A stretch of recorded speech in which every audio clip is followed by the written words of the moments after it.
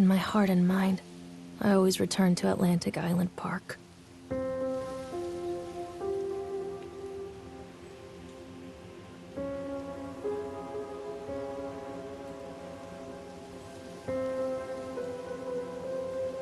Where's Mr. Bear? I haven't seen Mr. Bear, Callum.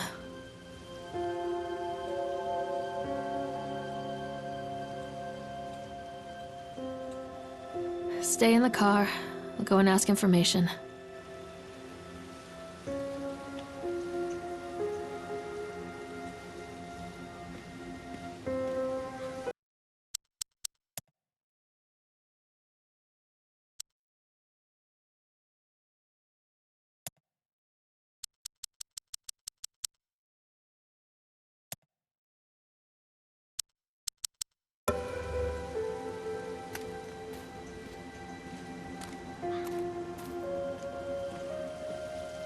Attention, patrons. The park is now closed.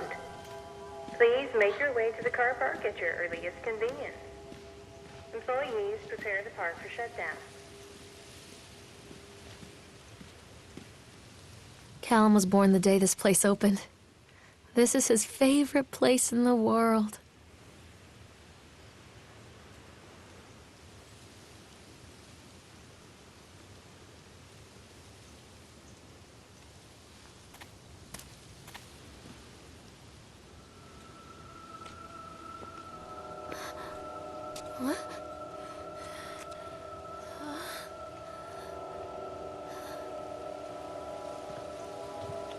Hey, Lorraine. Lorraine. Don't blame yourself, Lorraine. People lose things all the time. Take a deep breath and think about the last place you saw your son's teddy bear. Hey, stop! I think your boy just ran into the park. I'll unlock the gates for you.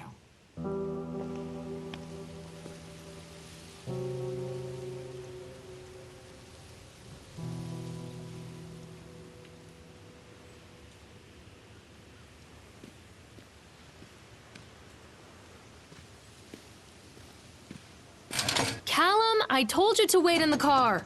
Come on, Mommy!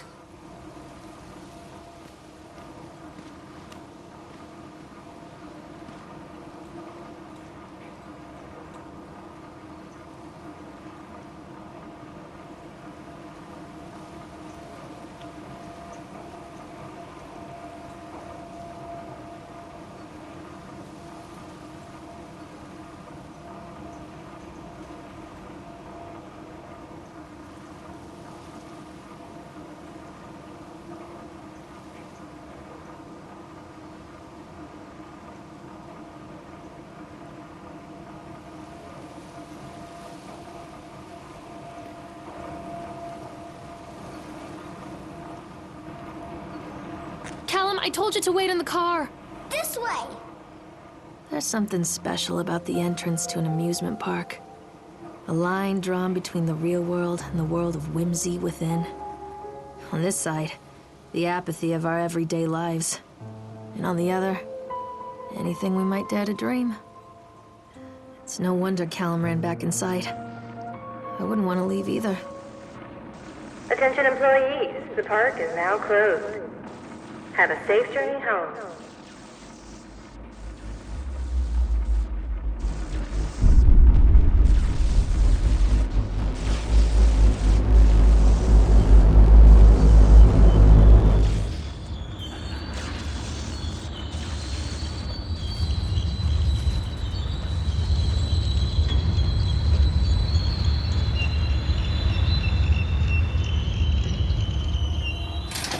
Oh, God. The park. What happened here? Stop! Callum!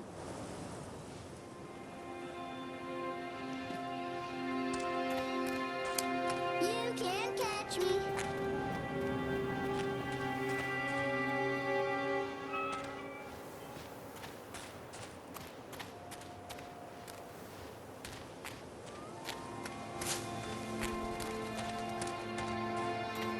Wait for Mommy!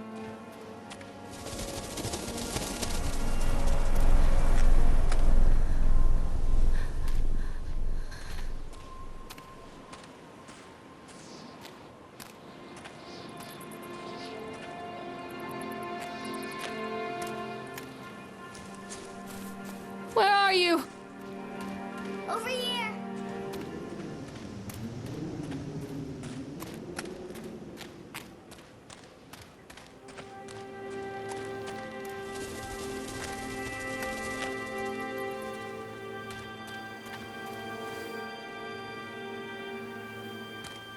I think this belongs to Callum.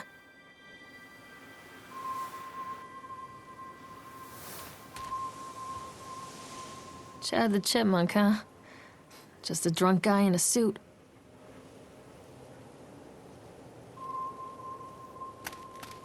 Callum! Where did you go?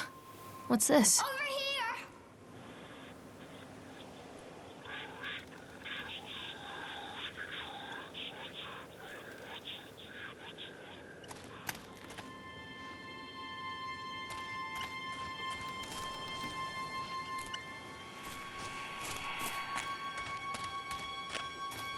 Callum, tell Mommy where you are. Come on, this way.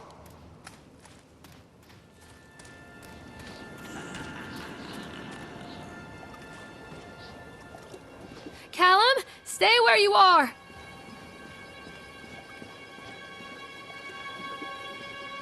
Wait, Callum!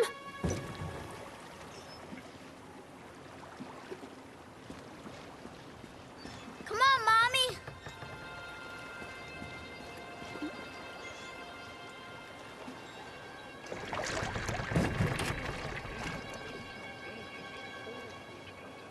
His wife and his two children. A boy named Hansel. They were very poor and had very little to bite or suck.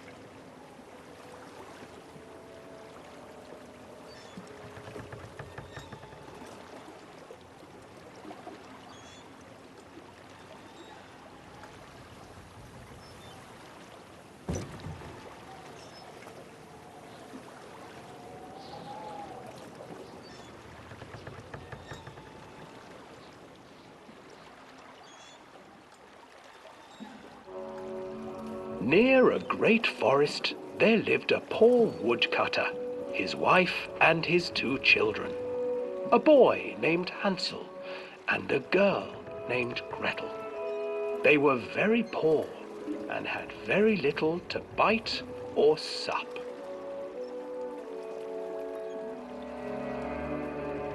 What will become of us? The woodcutter asked his wife one night. I tell you what, husband, we will take the children into the thickest part of the forest tomorrow and abandon them there. No, my wife, I cannot do that, said the man. Then we will all four starve, you fool. Hansel and Gretel overheard their parents talking, and Gretel began to weep. Do not fret, Gretel, Hansel said. He crept out of the hut and gathered white stones from the ground to fill his pockets.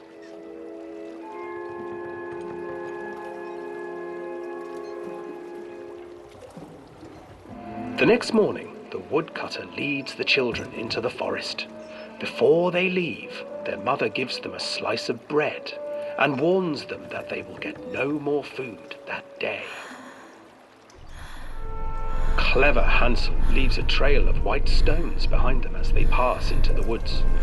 When their father leaves them, the children wait a while, then follow the trail back to their parents' house. Callum, where did you go? After receiving a thorough scolding from their parents for getting lost in the woods, the children are sent to bed without any supper. Hansel tried to sneak out and collect more white stones, but found that the door was locked. Tomorrow I will take them into the woods myself, the wife told the woodcutter. In the morning, their mother gave them a slice of bread and led them deep into the forest once again.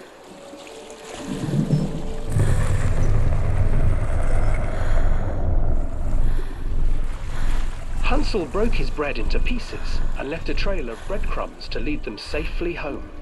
But hungry-eyed birds snatched up the breadcrumbs and his trail was destroyed. Abandoned by their parents and unable to find the trail home, The children wandered in the forest for 3 days.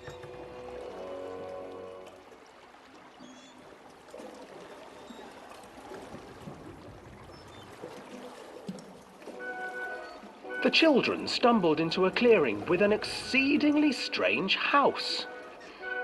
Its walls were made of gingerbread, and its windows were panes of clear sugar. Hansel, desperately hungry, ran forward and began to nibble on the walls.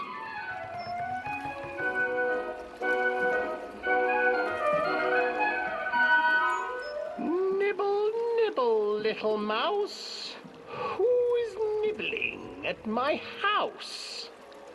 An old woman emerged from the house, sniffing the air and peering around with cloudy eyes. Oh, you dear children, who brought you here?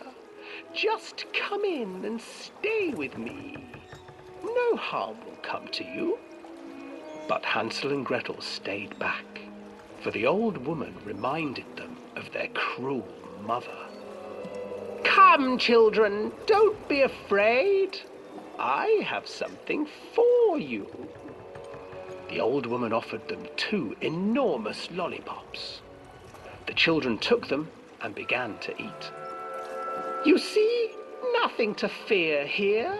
Come inside, the old woman urged, and the children, still licking their sweets, followed.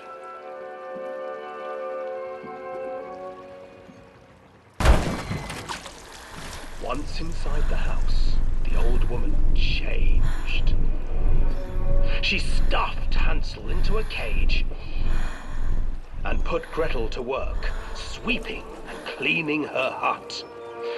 Your brother will make a good mouthful, the old witch told Gretel. Once he is fattened up, I shall feast upon him.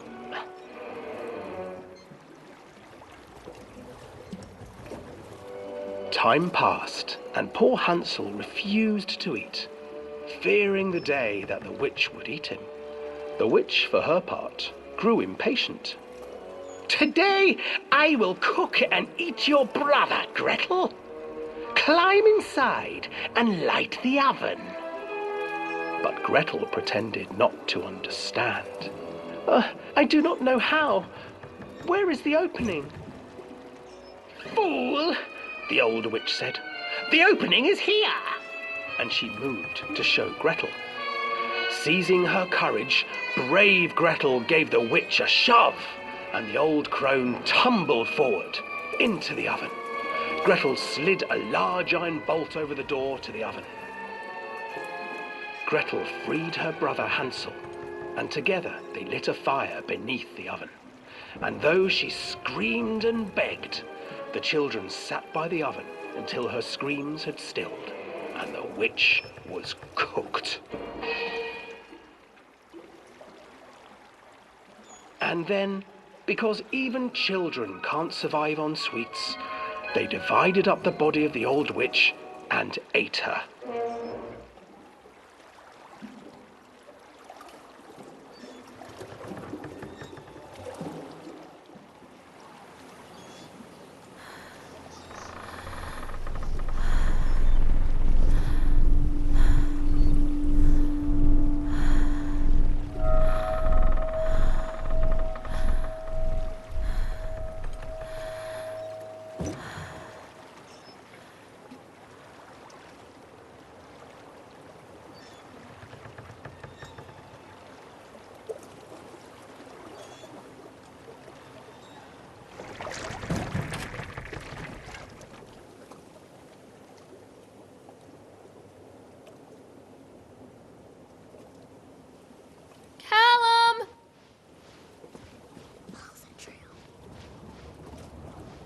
Hansel and Gretel.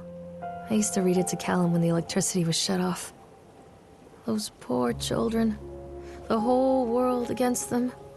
The forest, the birds, the old witch, even their own parents.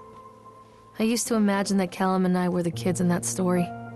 Not mother and son, but brother and sister, hand in hand against the unkind world. We were always hungry, Looking for our own house made of candy. Looking for the sweetness that could take the pain away. Hunger leads people to desperate, terrible places where the tree branches reach like claws. Callum, stay where you are! Can't catch me. Wait for Mommy! This way, Mommy. Another accident. This place.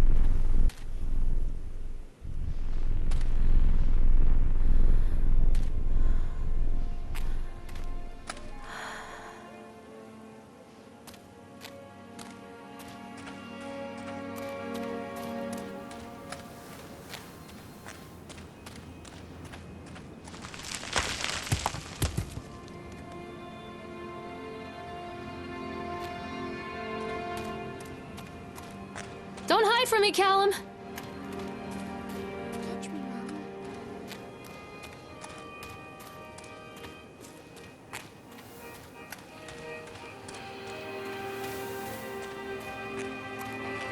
Callum, stay where you are!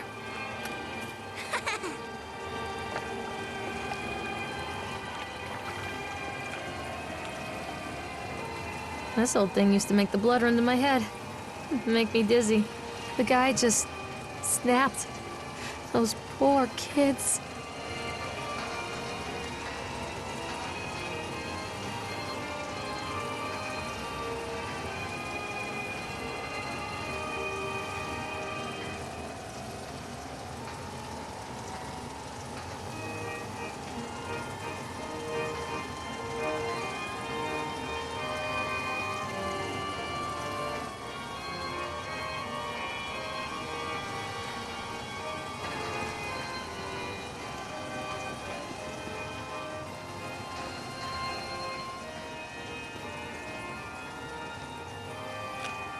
Oh, I remember this.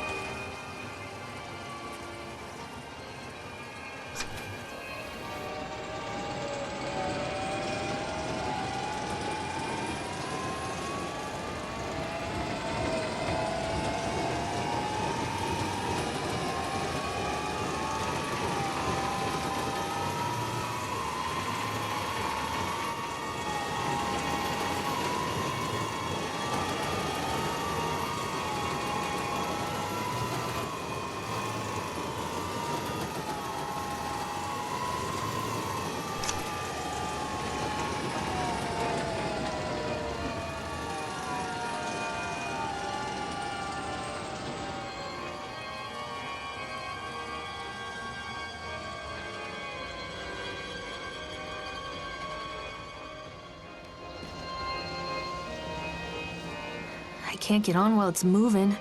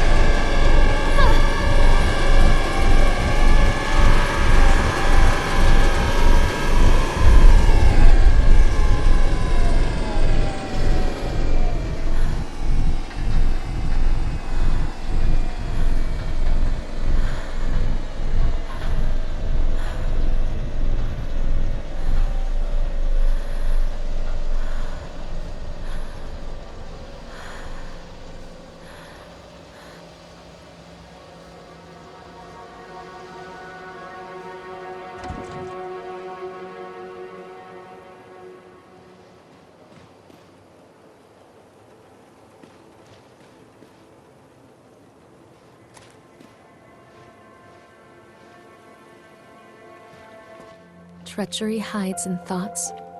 Treachery that lashes like a whip and scars our insides. The first time I saw Callum, my thoughts betrayed me. I looked down at this wrinkled, red, bawling thing and I thought, is that it? We build our world from expectations, and the world that I had built for Callum was no different. He was so real, so there, and so far from my expectations. And they shattered, and as they fell in pieces, that one treacherous thought became a new foundation. All of the love that we shared, all of the warmth and goodness that followed, built on a single, traitorous thought.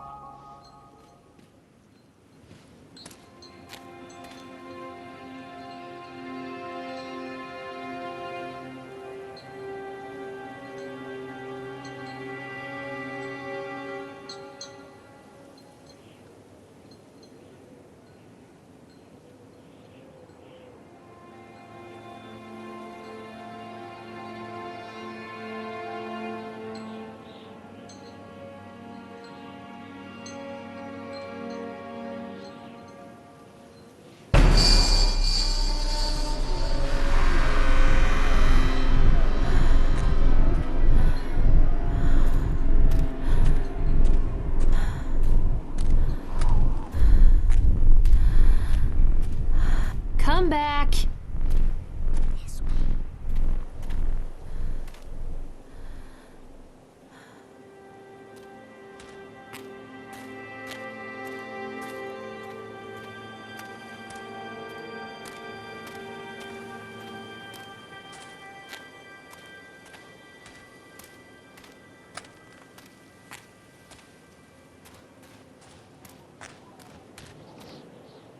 Constant crashes and 80s music.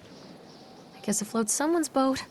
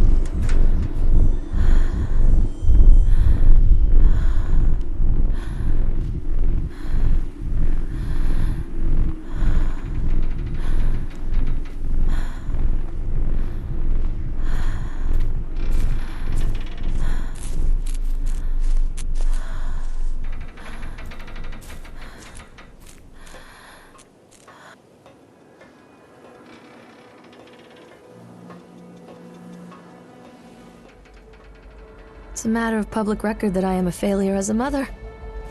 Once, when Callum was very small, I left him asleep in the car while I ran an errand. Don't even remember what it was. When I came back, the sheriff was standing next to the car, watching my boy through the window. I didn't like what I saw in his eyes. Judgment. He wrote me the ticket without saying a word, just the scratch of his pen on the notepad. When he gave it to me, our eyes met. I know what you're going through. My daughter, Helen, she just gets some help. Help was a bolt of lightning. Help was 1,000 volts surging through my veins. Help is agony. I'd rather die. I wanted to scream. I'd rather you pulled your gun and shot me. But instead my mouth said, Yes, Sheriff.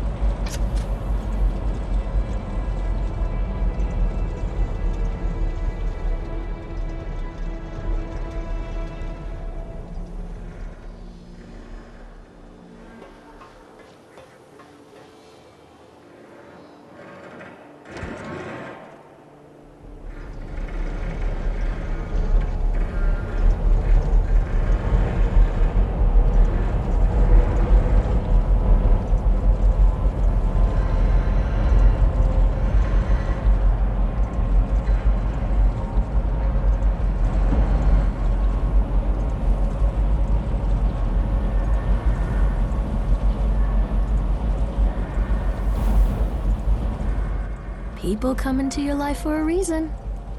Dad used to say that before Mom ran off. After that, he mostly just drank. Things were different for Don and I. When we met, I was sweeping the floor at Susie's diner. He came in with some workers, but he didn't try to flirt or cop a feel like the others. He just ordered a coffee and sat there, watching me. When my shift was over, he offered to walk me home. I don't know how to describe that walk. We talked and laughed and eventually kissed. It felt like love. It felt like a fairy tale. I can't tell you if Callum was made that night or one of the ones that followed, but I think it has to be that night. That one perfect night. Don and I moved in together, but then, well, he died. According to the supervisor, his safety harness failed when he was working on the top of the Ferris wheel. Don was there one moment, and then gone. Sometimes people leave your life for no reason. I was 3 months pregnant with Callum. Fairy tale fucking over.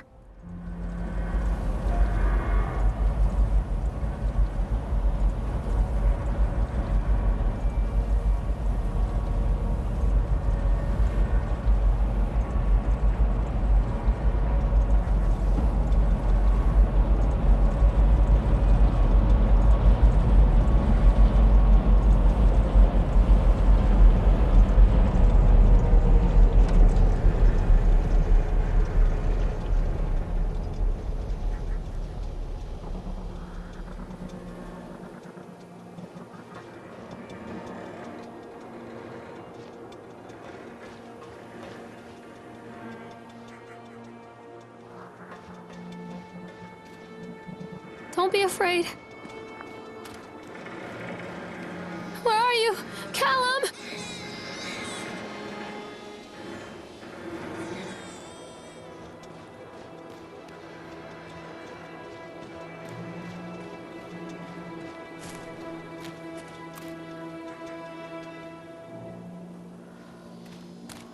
Callum? Callum!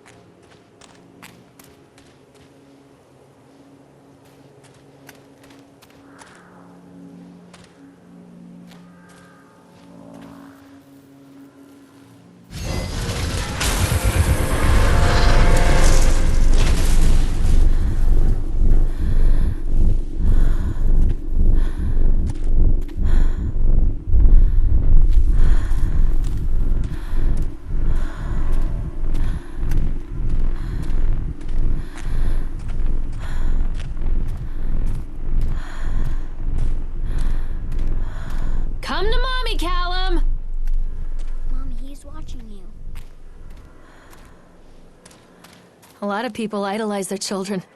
You hear them talking about their kids and just the way they talk, their fucking voices make me want to vomit. My angel likes to read, and little Johnny is so good on the piano. Fuck those people! You give up 9 months of your life carrying them, you traumatize yourself giving birth to them, and then you spend the rest of your life as their slave. Wiping asses, mopping up piss, feeding them. Little life-sucking monsters who take and take and take until... we all go insane. Any parent who pretends otherwise is just dishonest. That's called choice supportive bias. I am honest. Callum really grinds my gears, and he owes me everything. Everything. It'd serve the little fuck right if I just abandoned him.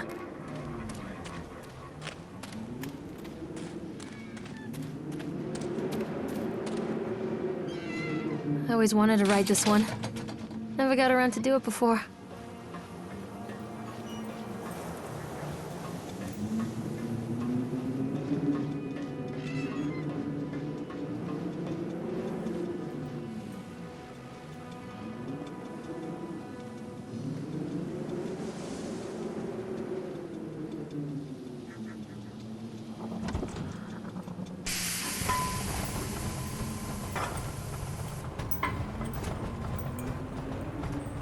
What do you want? We need to talk about Callum. What do you mean? What have you done to him?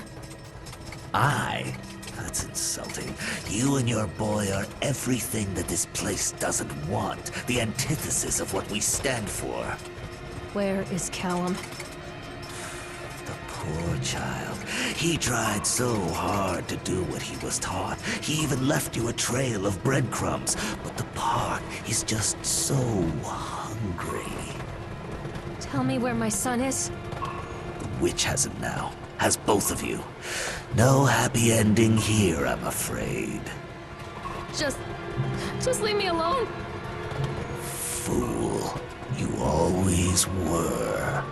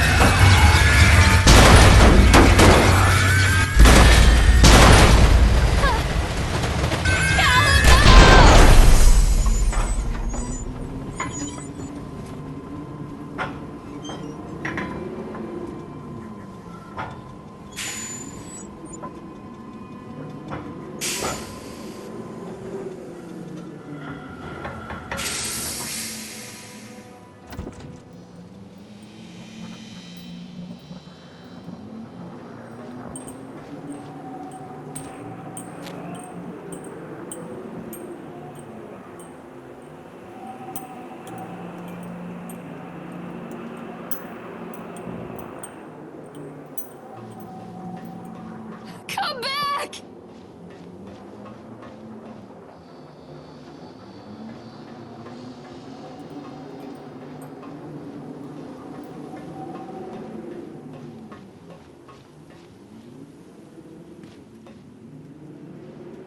The witch awaits. I'm not playing anymore, Callum! Mommy, I'm scared.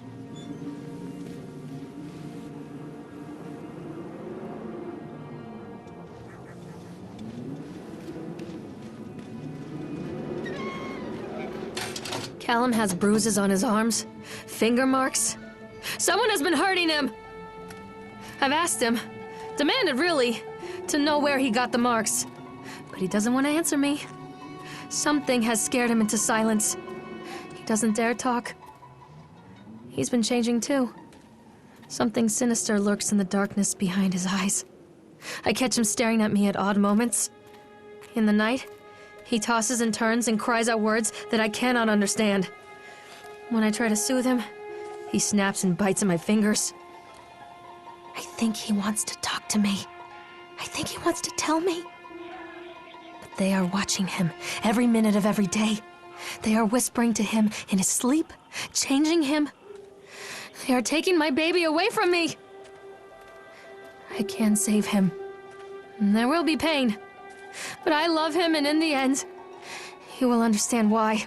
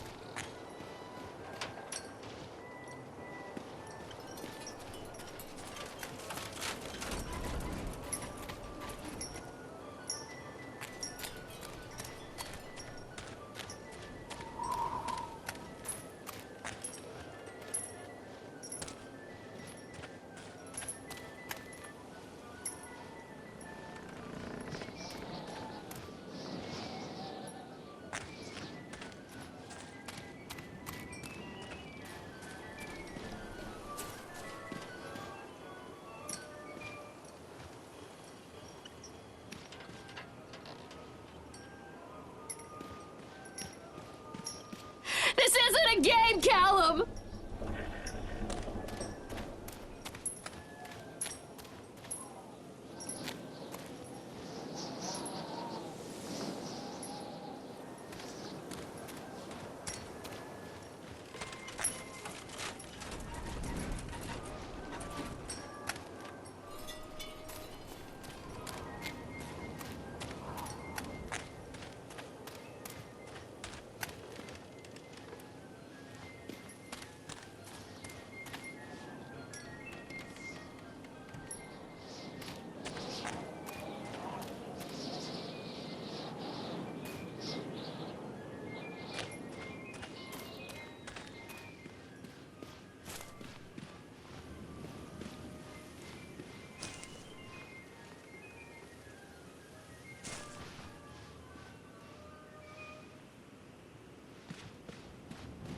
I can help you, Callum. Follow the breadcrumbs.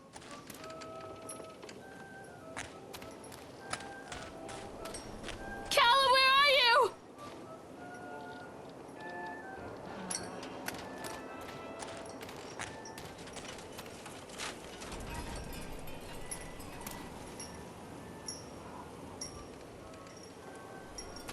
Callum?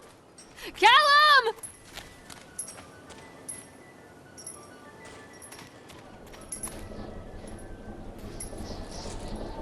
I can help you, Callum. Callum, where are you?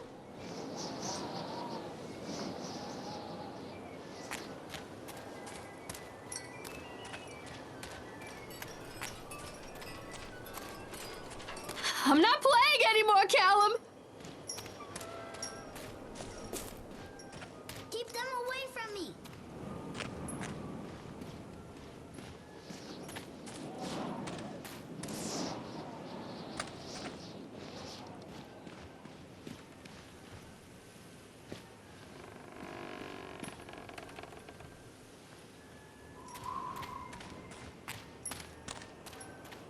Come back!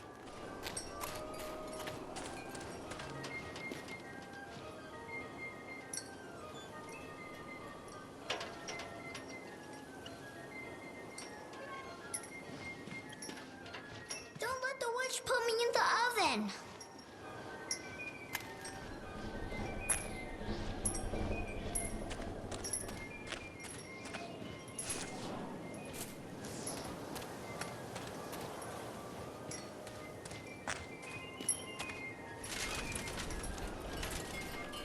This isn't a game, Callum! Don't let him take me.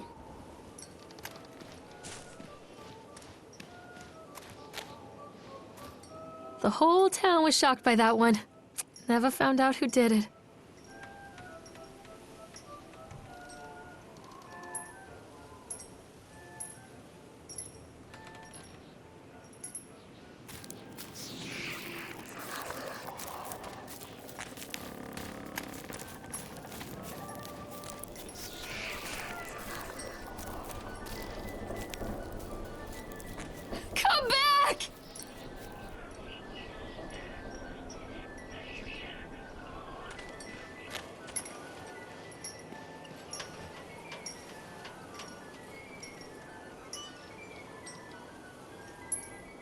What are you scared of?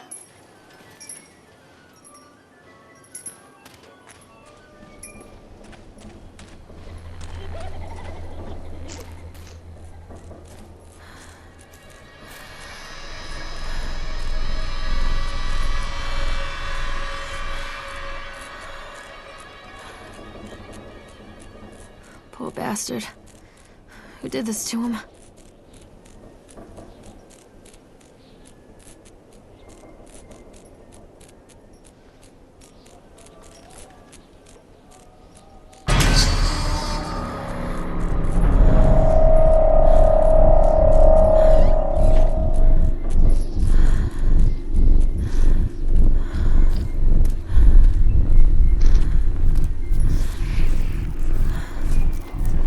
I'm not playing anymore, Callum!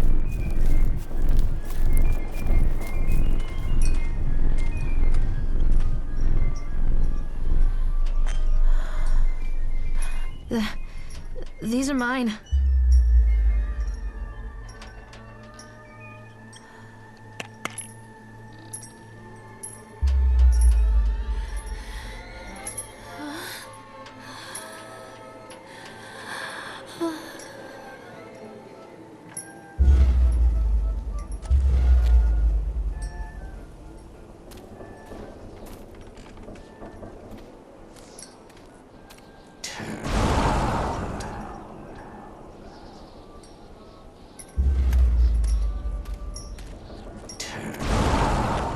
Callum, I'm sorry.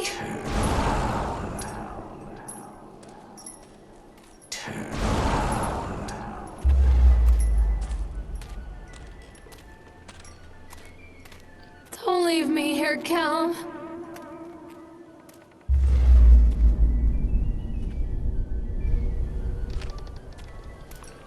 Forgive me, Callum.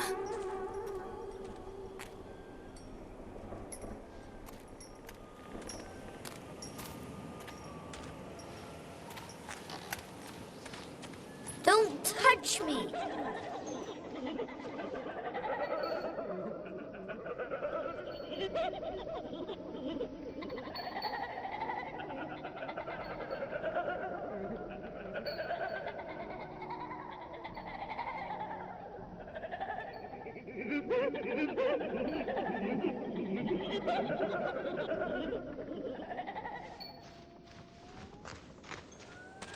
Callum, I'm sorry.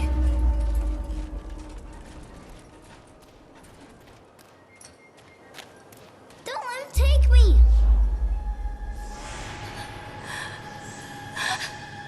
Oh, God, no.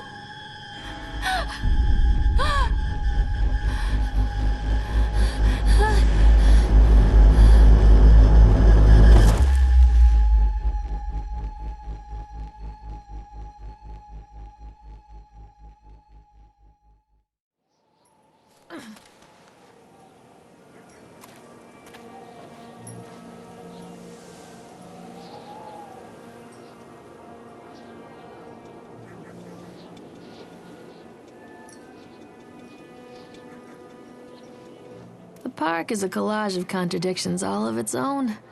Millions of people die every year in car crashes, and the park has little cars designed specifically to simulate that action. Hear the children scream with joy. In the sideshow alley, you can walk away with 15 cents worth of mass-produced Chinese teddy bears while a grinning carny pockets your hard-earned $5. And what secrets lie beneath the sullen waters of the lake? The tears of jilted lovers, the soiled condoms of illicit affairs, the clotted blood of the lonely suicide. And the face of the witch looms over it all. I've always despised her toothy grin and warty nose. I hate that sparkle in her weathered, watchful eyes.